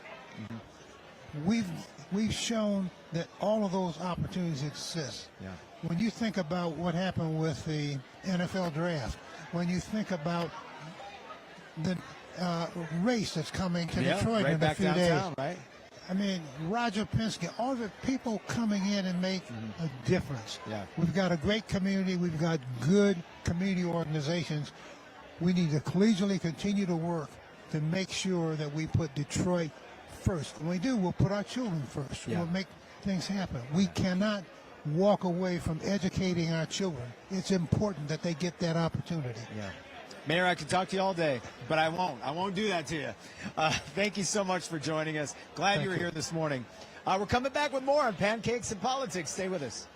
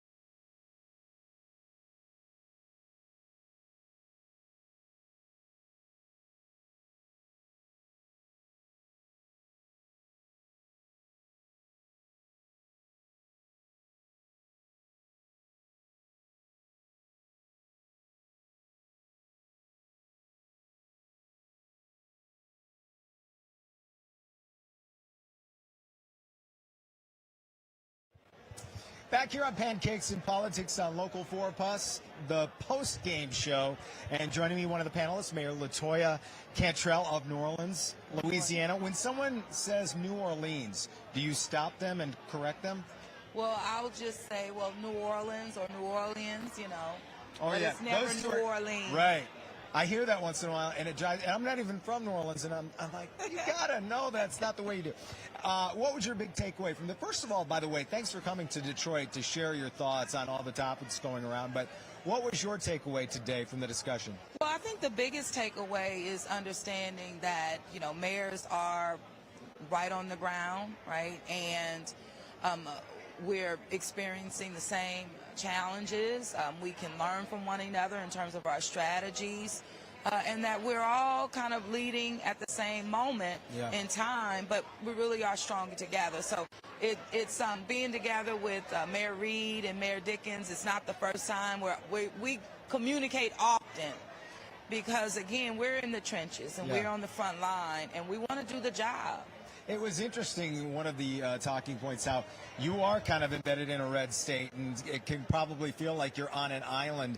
Is it kind of compares to what Gretchen Whitmer was going through here as governor of Michigan, but how do you navigate that sometimes when it can kind of feel like you're being surrounded and maybe attacked by political opponents? Yeah, I think how I've been able to navigate it is just stay focused on the priorities of doing the job. Yeah. And when you continue to do that and you get results doing it, you just bring people along. If you waste time on the distractions and trying to defend yourself at every turn, then you lose sight. But really, most importantly, the city employees that you depend on to do the job and to carry out the work, they get distracted, and that's what you don't want to happen because nothing happens without them. I think it was somebody said, don't ever swing at a pitch in the dirt. That's what they want you to do. You made a good point also, not to put down previous administrations, but just your administration comes in and you're building moving forward. That's important now here in Detroit as we're looking at another election. Well, it's an opportunity for real growth and for sustainable growth. And if you're mayor, that's what you want. And at the end of the day, that's what the residents want, and that's what they deserve. And so they have participated, meaning in being civically engaged over time, and they understand what has worked or what needs to be fixed. And I think being aligned with your community keeps you and should keep you focused on the end goal, and that should also give you the confidence you need, really, or to have, and even to be a little bit vulnerable to say that, you know what, this program worked. Well, now I'm there. I'm going to keep it going because it's benefiting the people that I was elected to serve. It's not about me. It's about we. That's exactly right. There was a question that got asked specifically for you. We didn't get to ask, so I'm going to ask it now. And it comes, I should point out, from Kimberly Dawn Wisdom, who's the former top doc of the state of Michigan. And she asked, health and health care are essential to a thriving community. How is your office interfacing with the state surgeon general in Louisiana? So I would say the city of New Orleans is unique in the way that we have a health department. Many cities in the state do not. And we were one of the first to have a health department because of which they called it, we had the flu. COVID? No, not COVID, 100 years ago. So yellow fever, the Spanish, they call it Spanish flu, definitely don't want to say that, but then, but it was a pandemic. It was, but that's what grew out our health department. So the city of New Orleans, while working always with the Louisiana Health Department, we're leaders in this space even for the state. So when COVID, we were on the ground and working in collaboration, but we were also leading in that. Maternal health, for example, is a leader in terms of disparities in the country, but in Louisiana, I mean, we're off the charts in regards to that. So in New Orleans, we have stood up programs to meet our families, our mothers, giving them, registered nurse after a week when that baby comes home. We're in there triaging. But what I'm saying is we're leading initiatives that the state is now wanting to expand statewide.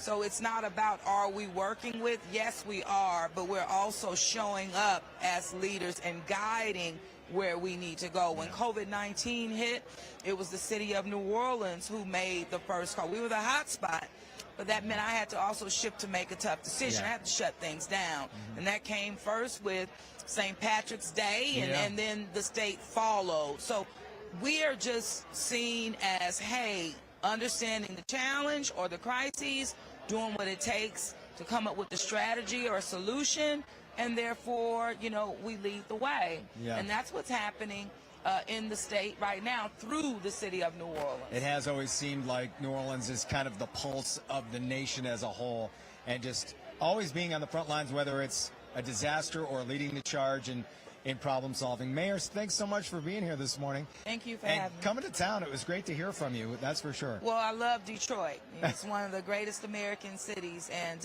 when Detroit thrives, I think we all do, but the great comeback of Detroit is bringing all of us back as well. We appreciate that. Yeah, Mayor it Victoria matters. Cantrell Thank you. from Louisiana. We're right back after this on Local 4+.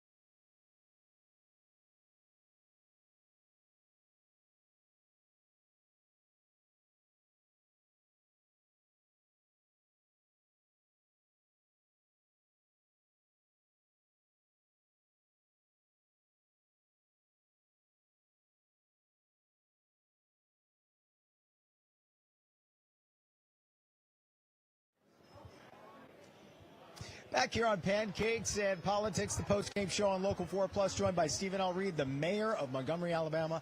Sir, thanks for being here, number one. I'm glad. Thank you. It was a fascinating discussion, I thought, just discussing how the future of cities and just the difficulties in navigating two sides of everything, it feels like. What was your big takeaway today? Well, my big takeaway is a lot of us are doing great work in cities, and I think that the city of Detroit has had outstanding leadership under Mayor Duggan.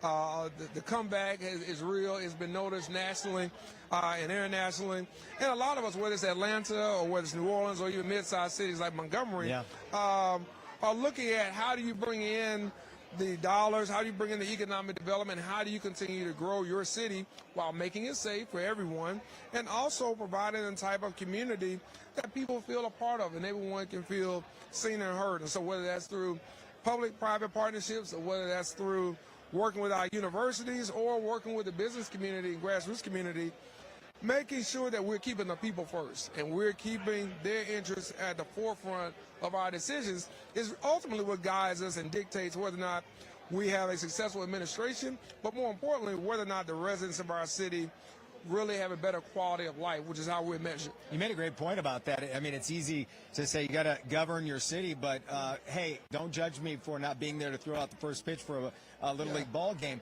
I'm making the rounds trying to increase the revenue of this city. Yeah, in particular when you're a city like Montgomery, which has, such a complex history. It is the birthplace of the civil rights movement because of Detroit's own Mrs. Rosa Parks. Yeah. But she was Tuskegee, she was Montgomery, she was those things, she and Mr. Parks. But sharing that image and talking about jobs for the future and opportunities for young people in our community and investment and capital we want to attract to the South and our city is really core for our growth. So for us, it's really about, taking the history of the city and what we're known for and using that to talk about the future and what we want to become and how we get there together. There's also a good discussion about Detroit's next mayor. What advice would you have? Because Detroit's next mayor will be black, and you talked about balancing white fear, which is real, and black expectations, which is very real. Talk about that. That's a difficult tightrope to walk. It is. Detroit native and former Jackson mayor Chokwe Lumumba was one of the first people who said that, was the first person to say that to me. And it's something that's kind of stuck with me because sometimes people can feel like progress is a zero-sum game. Yeah. And it doesn't have to be. It has to be, when you're talking about growth, inclusive. It has to be deliberate. And I think what you have to say to any group of constituents, white, black, Christian, Catholic, Muslim, whatever it may be, we're going to be the mayor for everybody. And we're going to do things that are in the best interest of every citizen. You may not agree with everything that we do, but just understand we're doing it from the standpoint of putting people first and putting the city first. And that may not, on any one issue hit or resonate with that core group. But you have to make sure they understand judgment on totality of it.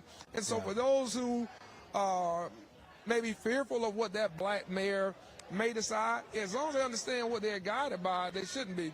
For those who are in the black community that may have sky-high expectations, that's great, but just understand you have to bring a level of practical business sense and a practical level of leadership to those decisions. So anything that didn't happen overnight is not going to change overnight, regardless of who that mayor is. Absolutely. We did have a question that didn't get asked. I wanted to ask you from Darius Barrett. What policies or partnerships have proven effective in bridging the gap between public vision and private investment to ensure minority developers and residents are active contributors, not just spectators in their city's growth? This was kind of asked in a different, I think, roundabout way in the forum, but what do you think? Yeah, for us, we work with groups like the Urban League. We work with Bloomberg Philanthropies. We work with the Gates Foundation, Rockefeller. We work with philanthropies that have been doing this in cities to help increase the scalability of black and women-owned businesses, minority and women-owned businesses, but also who have been able to bring in that third party to maybe kind of be a bridge between the private sector and the public sector for us to say, well, this is how this was done in St. Louis. This is how this was done in Little Rock or Birmingham. this is how you guys maybe do, but maybe you have to tweak it for Montgomery. And no different than Detroit. Maybe it worked in Chicago, or maybe it worked in New York, but maybe it's tweaked for Detroit. And so for us, you know, we've been seeking those type of P3 partnerships and those type of organizations that have done it successfully and that can guide our economic development, can guide our procurement practices, can guide our innovation and technology practices to say this is how you bring in minority developers and residents who haven't been a part of it, and show them, along with your CDFIs, how you leverage what their interests and their talents are for their growth. They may not be ready for that $50 million project, but maybe they're ready for that $5 million project. And show them and show the city how we can make it work for the betterment of everyone at the cost of no one. Yeah. Well, they're throwing plates now, so I guess we better wrap this up. I guess they've had enough pancakes for today. Mayor Stephen L. Reed of Montgomery, Alabama, thanks so much for being here today. Thank we you, really appreciate it. Yes, right sir. back after this on Local 4 Plus.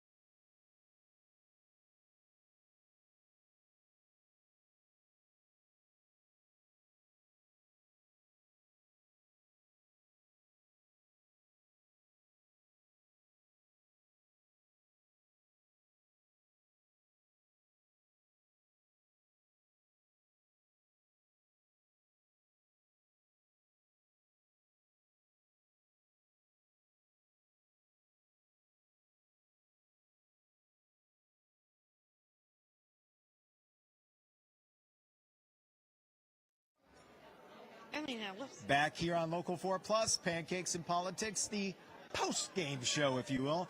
I'm Jason Calder, but we have another mayor joining us, Lathrop Village Mayor Kelly Garrett. How are you? I'm doing wonderful. How are you? Good. You asked a question during this, so I know you were very engaged. What did you make of having 3 out-of-town mayors in to kind of discuss the future of the American city, really, and kind of also how it relates to Detroit and the Metro Detroit area?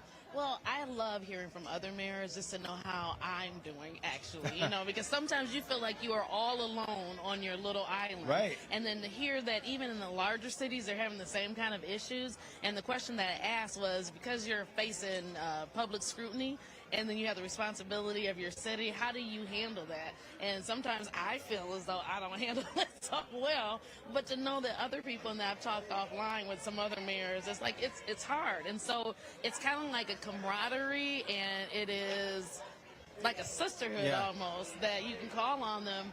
And, you know, I talked to Mayor Cantrell, and she remembers me from when we went to L.A., so obviously we had a very good conversation there. So I think that was good. It is always good to have other people come in and share with you what they're doing in their city so you can take the best practices. Yes, and as a black mayor, it's got to be good to hear Mayor Reed talk about, you know, balancing white fear with black expectations as a mayor. Oh, yeah, and you know my city. So, yes, I needed to hear that. And, you know, it is something that our country needs to really kind of hear, is that we need to learn how to be integrated together, and we need to learn that this is how it's going to be for the rest of our lives, or Right. coming future. So I enjoyed all three mayors, actually speaking. It was, and the way they talk about, have you found this to be when you come into an administration, and it kind of evolved into advice for the next Detroit mayor, but to not come in like a bull in a china shop and blow out everything that's been done. I mean, obviously some things have to change, but when you build, you strengthen. You know what? I loved that statement because I've been mayor going on 8 years. Yeah. Everything that I ran on is just now starting to fall into place. And for me, once everything that I ran on falls into place and they're done, that's when you're supposed to be kind of like, okay, next person. At least that's how I feel. Yeah. And so I think that was excellent because I think also any elected official, you can't just come off the bench and just, I'm about to do all these changes. There's a learning curve. And it's like maybe the first year you got to learn, hey, figure out where the bathroom is first before you try to change everything in the city or in the state or in your district. And I get from you never stop learning when it comes to this job. But what have you learned most from when you first took office till now? Been eight years and a couple of terms. Let them. Let them. Oh, I've heard that before. Little Mel Robbins. Absolutely. You know what? And it was, I forgot which mayor it was. Mayor from Alabama. Name's forget. Mayor Reed. Yeah, Mayor Reed, when he said pray, every day pray, in my car before I go into our meetings, that's what I do. Really? I have to. Pray. And because I have to get grounded because sometimes someone else's passion is their passion. I can have empathy, but I don't have to take on your anger, your sadness, your everything else. And so I asked God to give me that type of strength just to kind of nod and let them. Good. It's a great way to end this little segment. Let them. It's always good advice. Mayor Kelly Garrett, always great to see you great seeing you from too. Lathrop Village. We'll be right back after this on Local 4+.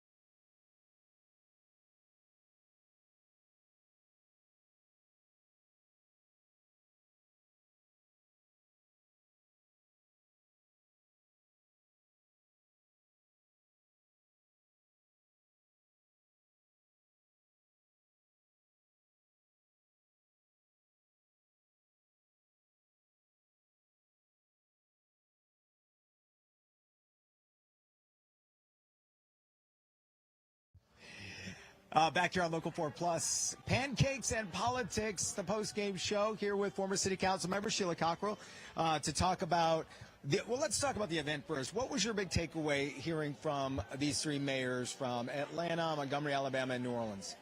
I thought each of them in their own way brought a really constructive, pragmatic message about what their job and role is in this political climate without losing your values, and I think that's really important. And we somewhere in there we asked, what's your advice for the next Detroit mayor? And there was a few different answers. What did you make from their thoughts? And what are yours as well? Sure. I thought the basic message that each of the mayors provided to the future mayor here were on point. You have to figure out you have to know what you're there to do, and you have to be willing to make the kind of decisions. If you're a mayor or a city council person, you cannot live, in my opinion, be effective if you live in a black and white world. Yeah. You have to live in the gray space, which can be very uncomfortable. Figuring out how you compromise, what you compromise on, what do you have to give up without really selling out your base. You have to be very clear about what your core value is and your core mission is, and you have to be very clear on what's performative in politics today versus what is substantive. And be willing to lose. And sometimes you have to make decisions that people don't like. Yeah, and keeping on the topic of Detroit's next mayor, we talked about this a little bit recently on Flashpoint. When it comes up, this is a very important time for the city. The next mayor, while the city has bounced back in a great way and has good momentum, this next mayor is going to have a lot of pressure to keep that going. Well, I think I think it's unfortunate if we focus exclusively on the mayor's race. There's a mayor and city council in terms of the governance of the city. There are other important positions up too, police commission and of course the city clerk. But you can't, to me, looking at this as the mayor's race and not the municipal election is to miss the point, because I don't care who you are as mayor, you cannot govern effectively without a working relationship and a working set of values with your city council. So both are very important. And I think there's a significant number of candidates running. I think the most important thing is to get the message out that voting, is essential. I don't care if you don't like any of the candidates, if you got a pet issue or a major cause, pick one, Tweedledee or Tweedledum if that's what it comes down to. Pick someone to vote for. Your voice has to be heard. I think that's number one. And number two, find out enough about candidates to make an informed decision about who best represents your values. And for Detroit, people don't vote, well, it's not just Detroit, nationally, people do not like to vote in primaries. Primaries are really critical because they set the absolute, the framework. You're stuck with the choices that come out of a primary. Lastly, I have a few seconds left. I'll let you go on this. Couple of debates coming up where it's only 5 candidates, at least at Mackinac we'll see, and then there's one coming up on Local 4 the following month. But what do these candidates need to do to stand out? Be authentic, be yourself, have an actual plan. I mean, platitudes are very much part of politicking, if you will, and I think you come through as a candidate the best, and you're in your best light when you tell your truth, when you're authentic, and when you know something. It's not enough to sound good. You actually have to know something about what it is you're doing. We'll see who can do that successfully. Sheila, thanks so much. My pleasure. Former council member Sheila Cockrell here on Local 4 Plus. More Pancakes and Politics after this.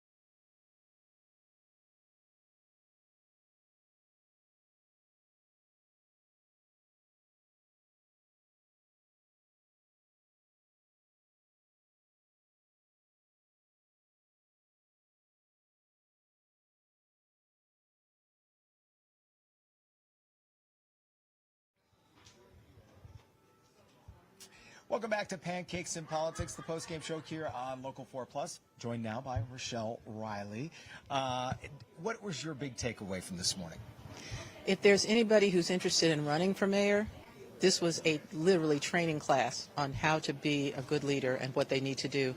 I was thrilled to hear them talk about those things, building on what already exists, particularly in a city like Detroit, where we've had all of these great things happening. Also the importance of arts and culture, and quite frankly, in these times that we're living in, how to navigate that. You have to be worried, considering that's your position with the city now, but you have to be worried about the cuts that are happening within the arts throughout that are now trickling down to cities like Detroit, or states like Michigan and the cities like Detroit.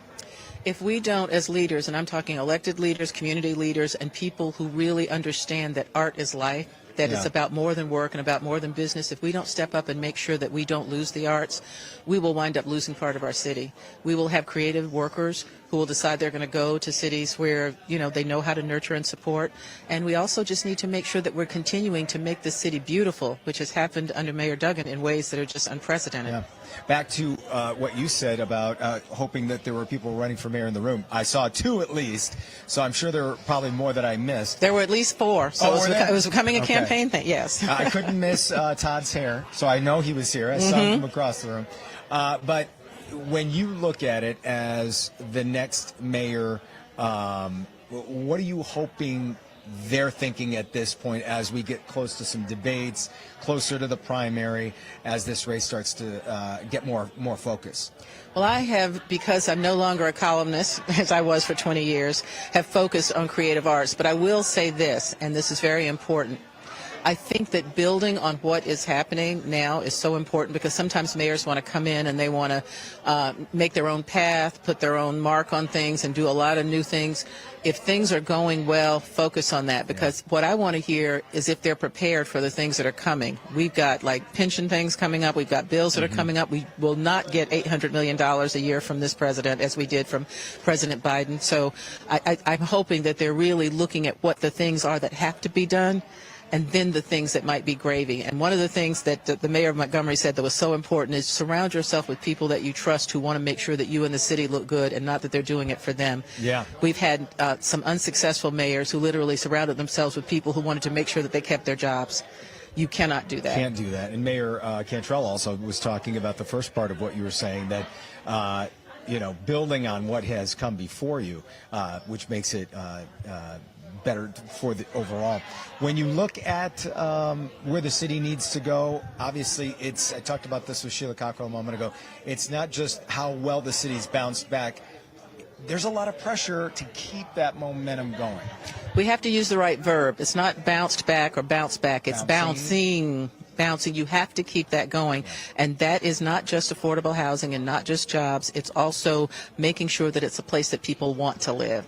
Make sure that you have the amenities and the things that are happening that people go, not just downtown, but everywhere. We're about to open 9 arts alleys around the entire city, all of them in neighborhoods. That's the type of thing we want to do. We just opened the new ACE headquarters, Arts, Culture, and Entrepreneurship, in the Butzel Family Center on the east side. Fantastic. Everything we're doing in the neighborhoods. Yeah. And it has a youth arts gallery. And before I go, that's awesome. Yes. And before I go, tell everybody about what you're doing tomorrow. It's going to be on Local 4 Plus. We are going to be hosting the 3rd annual Detroit ACE Honors Awards, where we salute creative people who have given 25 years or more of service to Detroit arts. Oh, that's so cool. And that's tomorrow morning? That's tomorrow morning at 7:30 at the Charles H. Wright Museum of African American History in the Rotunda. We're going to be supporting institutions that might be under fire because of what they do. That is fantastic, and it's going to be on Local 4 Plus. Yes. And I'm glad I will fully be awake to be able to see that because of my schedule. And I watch you every morning, so Rochelle, I know you're there. thanks so much. Thank you. Great to be here, and I'm glad you were able to enjoy this discussion today. It was fantastic. And a good way to wrap things up. That's going to do it for us here on Local 4 Plus. Everybody, I'm Jason Colthorpe. Have a great day.